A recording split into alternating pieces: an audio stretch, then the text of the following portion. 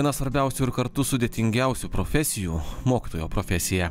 Nors mokytojo vaidmuo yra esminis visuomenės raidai, šios profesijos prestižas mūsų šalyje vis dar išlieka iššūkiu. Nepaisant to, mokytojo darbas gali būti įdomus, kūrybiškas ir prasmingas. Šios laidos herojė, mokytojų palaikymo ratų įkūrėja Eglė gerai apmokamą darbą iškeitė į mokytojos profesiją. Pradžiai buvau aviacijai ir supratau, būdama iš vienos pusės galbūt labai įdomioj specialybėj, bet jinai man pasirodė labai struktūruota. Ir tada gavau galimybę ateiti į mokyklą per neformalią veiklą. Ir mane labai įkvėpė tas galimybė kūrybiškai dirbti ir santykis su mokiniais, kur yra daug santykio, bendravimo. Supratau, kad visas mokymasis pradžiai prasideda nuo to, kaip tu užmezgi santykį, kaip pavyksta įtraukti į tą ugdymo procesą ir tada tik dalykas. Tai mane sužymėjo ta žmogiška dalis, kur yra labai svarbu tas bendravimas ir ta kūrybinė dalis, nes man mokytojo darbas pasirodė labai kūrybinis ir labai daug tokio reikalaujantis pastoviai mąstyti, kurti ir atrasti kažką naujo. Tai man tas labai patiko. Nereikėjo būti kažkokiose labai rėmuose, standartuose, kas buvo aviacija. Pradėjusi dirbti mokykloje, Eglė pastebėjo, kad pedagogų psichologiniai emociniai geroviai dėmesio skiriama vis dar per mažai, todėl ėmėsi iniciatyvos ir įkūrė mokytojų palaikymo ratus. Tai mokytojų palaikymo ratai yra skirti visiems pedagogams dirbantiems su vaikais, mokiniais. Tai tiek formalaus ugdymo, tiek neformalaus, tiek socialinio, spec pedagogai, tiek darželio iki mokyklinio ugdymo pedagogam. Tai į ratus mes kviečiam mokytojus iš skirtingų mokyklų. Į ratą susirenka apie 10 mokytojų su skirtingais dalykais, gali būti nuo darželio iki gimnazijos pavaduotojo. Ir ateina 2 mentoriai. Pas mus mentoriai yra arba psichologai, arba mokytojai, kurie irgi yra praėję programą, tai tiek pati komanda irgi yra sudaryta didžiąją dalimi iš mokytojų. Susitikimai vyksta visus mokslo metus, nuo spalio vidurio iki birželio pradžios, kas 2 savaitės gyvai vakarais maždaug po 2,5 valandos. Pradžiai vyksta susitikimai kartu su mentoriais, kur mentoriai padeda ratui susipažinti, susikurti savo susitarimus, parodo rato struktūrą ir vyksta pirmieji pasidalinimai. Taip pat per pirmus 8 susitikimus mentoriai po truputį įgalina dalyvius vesti susitikimus patiems ir tada po 8 susitikimų mentoriai išeina ir ratai pradeda veikti savarankiškai. Mokytojų palaikymo ratų dalyvis pedagogas Darius mokytojo profesiją žavėjusi nuo mažų dienų. Pedagogo kelią pasirinkęs vyras pastebi, darbas su mokiniais atneša daug naujų patirčių, asmeninį augimą ir savęs pažinimą. Būti mokytoju man patinka, nes kiekviena diena yra nauja diena ir tai yra augimo pilna diena. Nes tikrai vieną mokykloje gali ateiti į pamokas 100, 150 ir dar daugiau mokinių, kurie kiekvienas atneša kažkokią savo patirtį. Ir aš pats kiekvieną dieną išėjęs iš mokyklos, uždaręs darbovietės duris, galvoju, ką tą dieną aš pats žinojau, ką aš išmokau, supratau. Kartais mokinių kažkokie pasakymai, pamąstymai, net nebūtinai tiesioginiai, bet tiesiog stebint juos, analizuojant juos kaip jaunąją kartą, tikrai padeda apie save atrasti tai, ko galbūt dirbant kitoje profesijoje net nebūtų įmanoma pagalvoti, kad aš taip galėčiau pamanyti, padaryti ar panašiai. Pirmiausia, pradėjus dirbti mokytoją, labai daug dalykų sužinojau apie save, nes visgi tai daug iššūkių reikalaujantis darbas. Pirmiausia dėl to, kad mokiniai labai pajaučia silpnasias vietas ir moka labai jas paspausti. Jeigu norėjau, supratau, kad aš noriu toliau dirbti šitą darbą ir dirbti gerai, aš turiu taip pat labai skirti daug dėmesio ir saviugdai ir suprasti, kur yra mano galbūt silpnosios emocinės pusės, kad klasės valdymą galėčiau gerą užtikrinti, kur aš galbūt per jautriai reaguoju, tai man labai davė didelį tokį augimą ir savęs pažinimą. Tai viena iš priežasčių, kodėl man patiko, nes aš kaip asmenybė dirbdama mokytojos darbą jaučiuosi labai užaugus. Taip pat labai patinka, kad tai yra labai įvairialypis darbas, nes ne tik dalyką gerai turi išmanyti, bet ir psichologiją, vadybą, mama kartais pabūti toks, jis labai įvairiapusis ir tas, man atrodo, kaip asmenybė tikrai augina ir praturtina. Ir visgi mokytojo darbas nėra lengvas. Dažnai tenka įveikti įvairius iššūkius susijusius tiek su mokymosi procesu, santykiu su vaikais bei jų tėvais. Darbas su mokiniais mane įkvepia, patys mokiniai iš tikrųjų, kaip aš sakau, ateina pilni džiugesio, noro pažinti, suprasti, išmokti kažką naujo, o mokinių tėvai vis dėlto turi labai įvairią patirtį iš savo mokymosi laikotarpio. Neretai kai kurie tėvai vis dėlto dar yra bent dalinai mokėsi kitoje santvarkoje, kitais laikais, kitomis aplinkybėmis ir turi vienokią ir kitokią patirtį su savo mokymosi laikotarpiu. Ir dažnai mokytojams kelia reikalavimus, kurie dažnai yra nepagrįsti, pertekliniai ir pripažinkime, vis dėlto mokytojai turi pedagoginį išsilavinimą. Tai šiek tiek būna toksai sunkumas, kad tenka suderinti tėvų požiūrį su tuo, kas yra reikalavimo iš mokytojo, kaip iš valstybės tarnautojo, kaip mokyklos tam tikros filosofijos turėjimas dažnai irgi tėvams būna nesuprantamas. Pati mokymo sistema kartais tėvams tampa sunkiai suprantama. Na ir be abejo, tas šiek tiek kelia tokių tam tikrų sunkumų. Bet to dar sunkumus galbūt kelia labai dideli kartais reikalavimai, kurie valstybės mastu nuleidžiami savivaldybei, savivaldybės nuleidžia mokykloms ir tampa ganėtinai sunku laviruoti tarp skirtingų interesų grupių. Prisimenu savo vieno profesorio žodžius, kad šviestimas priklauso nuo visų sričių, o nuo švietimo nepriklauso nė viena sritis. Tai dažnai suderinti tuos skirtingus interesus tampa sunku, bet įmanoma juos įveikti.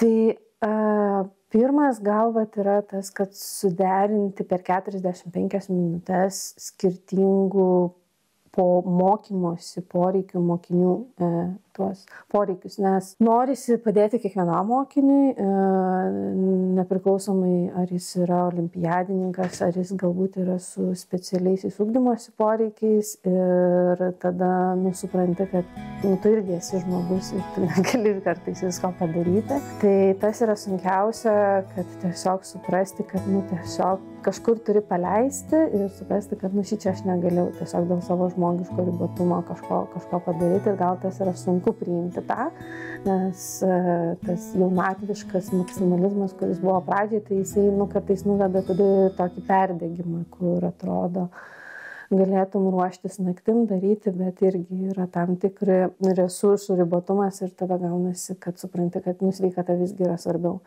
Antras dalykas, dirbant, kai esu išbandžiusi įvairių mokyklų, 5 gal, ir yra tikrai tekę dirbti ten, kur jau nesijaučiau saugi, kur žinau, kad jeigu atviriau pasidalinsiu su administracija, prieš mane gali atsisukti tai ir tas labai tada apsunkina, nes toks pasijauti labai vienišas, nes tu nebeturi su kuo pasidalintam problemam ir tada gaunasi, kad sunku ir pats atrodo viską turi išspręsti, o ugdyme, man atrodo, visada dalyvauja 3 pusės, tai yra mokykla, mokinys ir tėvai. Tai man atrodo, pats mokytojas vienas, jisai negali visko padaryti ir visada čia turi būti visi į tą bendruomenę susijungti. Kitas iššūkis yra tai, kai jauti, kad nėra to bendradarbiavimo ir kad ant tavęs viena yra palikta visos problemos įspręsti ir tada, jeigu kažko nepadarai, tavo yra vienintelė atsakomybė toks.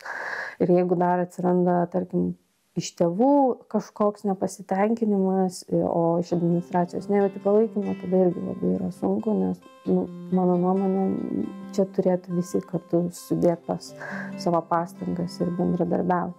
Į mokyklą per Renkuosi mokyti programą atėjusią dirbti Eglę įkvėpė programos bei dabartinės mokyklos rūpestis mokytojo emocinė sveikata. Todėl ji panoro gautų palaikymų pasidalinti ir su kitais mokytojų bendruomenės nariais. Pirmus 2 metus turėjau labai stiprų programos palaikymą, tai yra kas mėnesį mes turėdavom mokymus ir galimybę išsikalbėti, išgirsti kitų patirtis, gauti palaikymo, patarimų. Ir aš atsimenu, aš kiekvieną kartą po to savaitgalio, kur atvažiuodavau nusivylusi, galvodama, ką aš čia veikiu, aš išeidavau įsikvėpus ir su mintim, kad aš dar galiu tą padaryti, gal čia dar tą, ir toks atsirasdavo lyg antras kvėpavimas. Ir man tie pirmi 2 metai su programa padėjo išlikti ir neišeiti. Po to atsirado įdirbis, atsirado jau sukaupta metodų bankas ir jau buvo šiek tiek lengviau. Aišku, dirbant vis tiek norėjusi, atsirado tada ambicijos, nori daugiau, atsirado kiti iššūkiai. Ir tada aš atėjau dirbti į mokyklą, kur labai didelis dėmesys yra skiriamas emociniam, psichologiniam tiek vaikų būsenai ir visai mokyklos organizacijos mikroklimatui.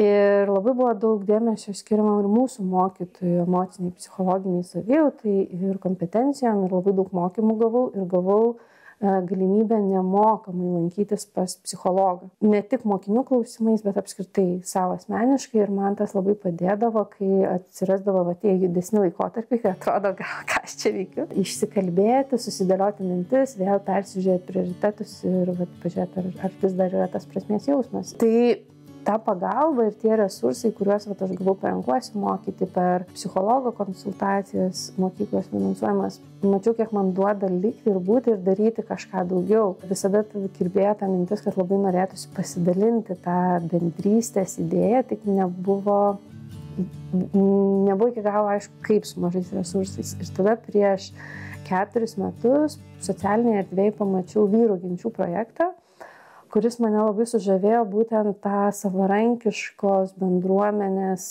veikimo principų, kur pati bendruomenė gali save įgalinti ir padėti pati savo, pastiprinant vienas kitą. Tai mane labai sužavėjo pats metodas ir aš pagalvojau, kad integruodama savo patirtis išrenkuosi mokyti iš šitos mokyklos patirties, sprendžiau pabandyti kažką panašaus padaryti su mokytis. Tai idėja kilo gal iš tokių teigiamų patirčių, jeigu apibendrinu.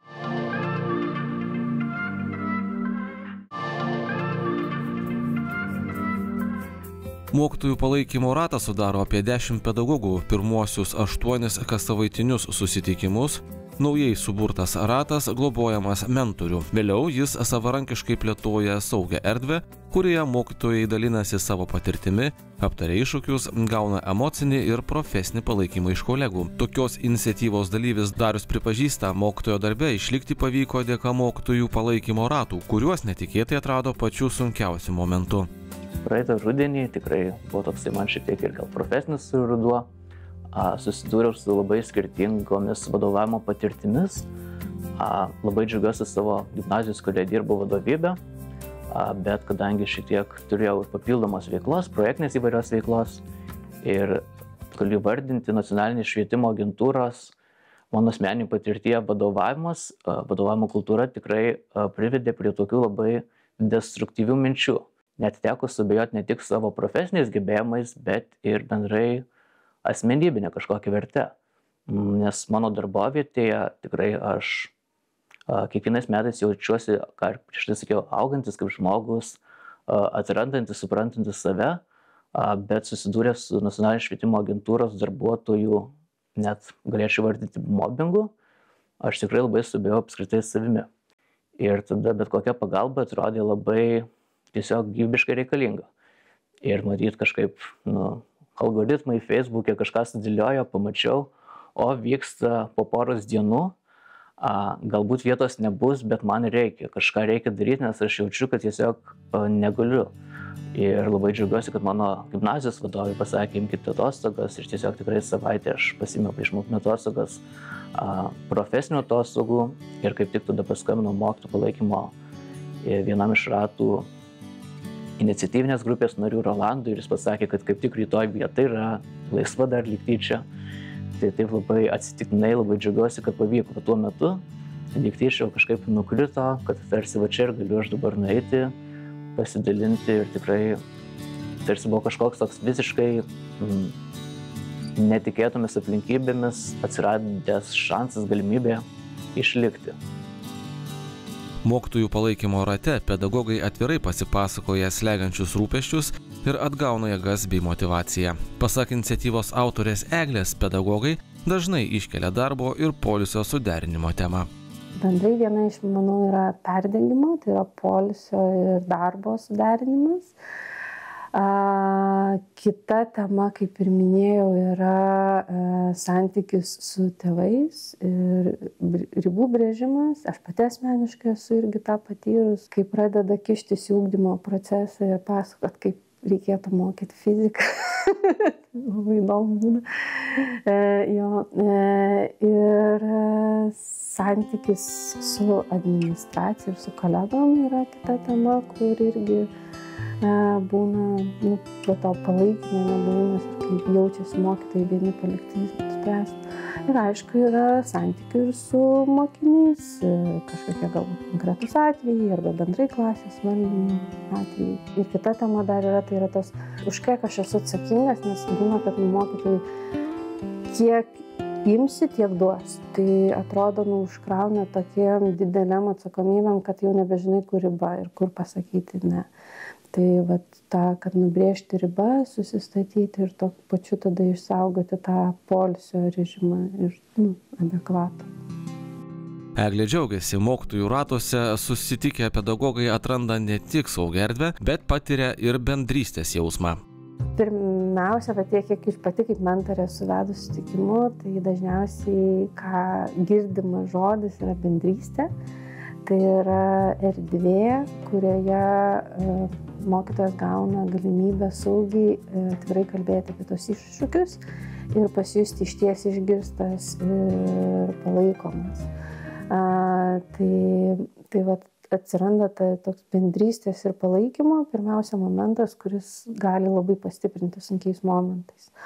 Antras dalykas, tai, manau, padeda susidėlioti prioritetus, suprasti, kas svarbu mokytojui, pagal tai priimti kažkokius sprendimus. Tai mes, iš esmės, tiesiog suteikiam erdvę, kur žmogus galėtų atvirai kalbėti, išsikalbėti, gauti palaikymą ir jeigu yra noro, priimti kažkokius sprendimus, pokyčius daryti, jeigu jam yra tai svarbu.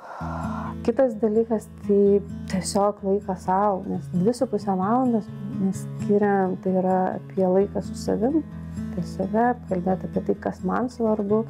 Mes ratuose kalbam tai, kas jums šiuo metu yra svarbiausia. Tai gali būti, nebūtinai būti mokyklinės istorijos, tai gali būti ir kažkokios galbūt asmeninės, nes tas vis tiek ir šeimininis gyvenimas, būnant mokytojai, daugam yra panašus iššūkiai, kai reikia suderinti.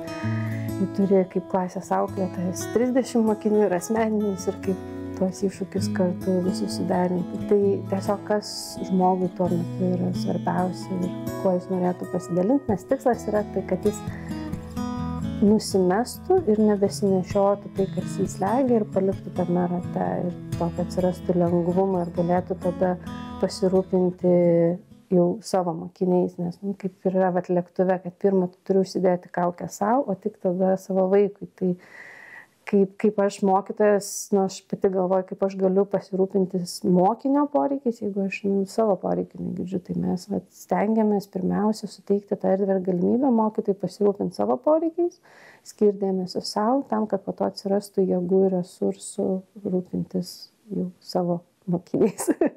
Ką aš pasakiau tuometinėmis savo mentoriams, nes pirmieji kartai būna su mentorimis 8, tai kad iš tikrųjų mane sulaikė nuo kažkokių galbūt tikrai labai desperatiškų, kvailų sprendimų, kuriuo aš galbūt tikrai būčiau galėjęs. Tai tas pirmas toksai tikrai saugumas. Nuvykau ir visiškai net kažkokių lūkesčių kitokių nekeldamas, tiesiog išbūti. Ir tikrai man tos pirmos 2,5 valandos davė tokį aiškumą, saugumą, supratimą ir būtent tas pirmas įspūdis buvo, kad tikrai tai yra vieta, kurioje aš vėl galiu jaustis gerai. Prieš tai man teko dalyvauti vyrų genčių projekte, dėja, bet mūsų gentis nusprendė išsiskirstyti kas kur savo. Tai mokytojų palaikymo ratas, būtent mano tas ratas, tapo ta vieta, kurioje tikrai aš galėjau drąsiai, laisvai dalintis ne tik profesiniais, bet ir asmeniniais tuo metu man aktualiais dalykais. Kadangi mokykloje dažnai krūviai mokytojų yra tikrai dideli, tempas yra labai intensyvus ir to, kad tiesiog nuo širdaus paklausimo, kaip sekasi, kaip jautiesi, labai smagu. Aš mokiniai irgi kartais prieina mokytojų, kaip jums sekasi. Bet pripažinkim, galbūt mokiniams nevertėtų žinoti iš tikrųjų viską, kas vyksta mokytojo galvoje.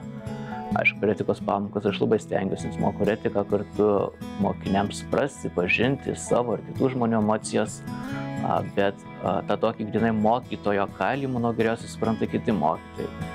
Nes net ir bendramžiai, draugai, giminaičiai, dirbantis kitose srityse, ne visada tave supras ir palaikys galbūt taip, kaip tu iš jų tikėtaisi. Tai būtent mokytojų kitų suteiktos, žinios, pasidalymai, įspūdžiai vienoje ar kitoje situacijoje arba tiesiog mano pačio patirties nesumenkinimas, neatmetimas, nepasmerkimas, o būtent priėmimas, išklausimas, man tikrai, manau, tai yra būtent dėl ko mokytojų palaikymo ratai yra ta veikla, kuri yra vis dėlto verta dėmesio. Daug kalbame apie švietimo sistemos spragas ir reikalingus pokyčius, tačiau užtepus šviežią sluoksnį dažų ant klasės sienų, neretai pamirštama pasirūpinti tais, kurie laiko švietimo sistemos pamatą. Mokytojas gali pasiekti 100 vaikų, jisai per savo darbą, jisai pasiekia daug vaikų.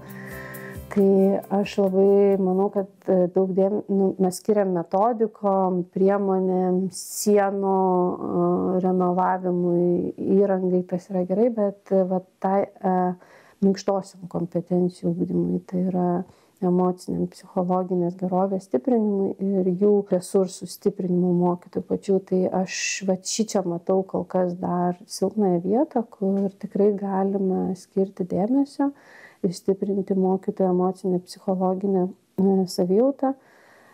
Nes, kaip aš ir sakiau, tik emociškai stiprus mokytojas, mano nuomonė, gali išties pasirūpinti augančią naują kartą. Nes jeigu aš viduje esu sudegęs ir nebeturiu resurso pasirūpinti savim, tai kaip aš galiu tada pasirūpinti dar 30 klasėje sėdinčių vaikų. Nors užklupus sunkumams dažnas pedagogas susimąsto apie darbo keitimą, tačiau fizikos mokytoja Eglė pripažįsta, prasmės jausmas nuveja tokias mintis šalin. Būna gal kartais tokie, sunkesni laikotarpiai, kai būni pervargęs ir tikrai, aš manau, ne vienam mokytojui ateina mintis, kad geriau eisiu paprastą darbą dirbti, nuo 8 iki 5 uždarau duris, nereikia galvoti, atlyginimas gal net bus geresnis. Bet aš asmeniškai šitą specialybę pasirinkau ne dėl atlyginimo, nes kai išėjau, mano įskrito per pusę, tai yra tas prasmės dalykas. Tai aišku, tos mintis ateina, bet visada yra tas prasmės momentas, kuris čia ir laiko, nes aš matau tame prasmę, ką aš darau, aš matau, kad aš galiu duoti ir tikrai padaryti tą pokytį. Net ir jeigu, tarkim, matai, kad iš klasės, 20 vaikų 3 pasiema, bet tai, man atrodo, jau yra laimėjimas ir tas matyt laiko. Mokytojo darbas ne tik akademinių žinių perteikimas, už šios profesijos slepiasi atsakomybė už ateities kartas, jų kritinį mąstymą, problemų sprendimo gebėjimus, kūrybiškumą bei vertybės. Tik užtikrinę reikiamus išteklius, paramą ir pagarbą mokytojams galime tikėtis kokybiško ir efektyvaus švietimo, kuris yra stiprios ateities visuomenės garantas. Projektą iš dalies finansuoja Medijų rėmimo fondas.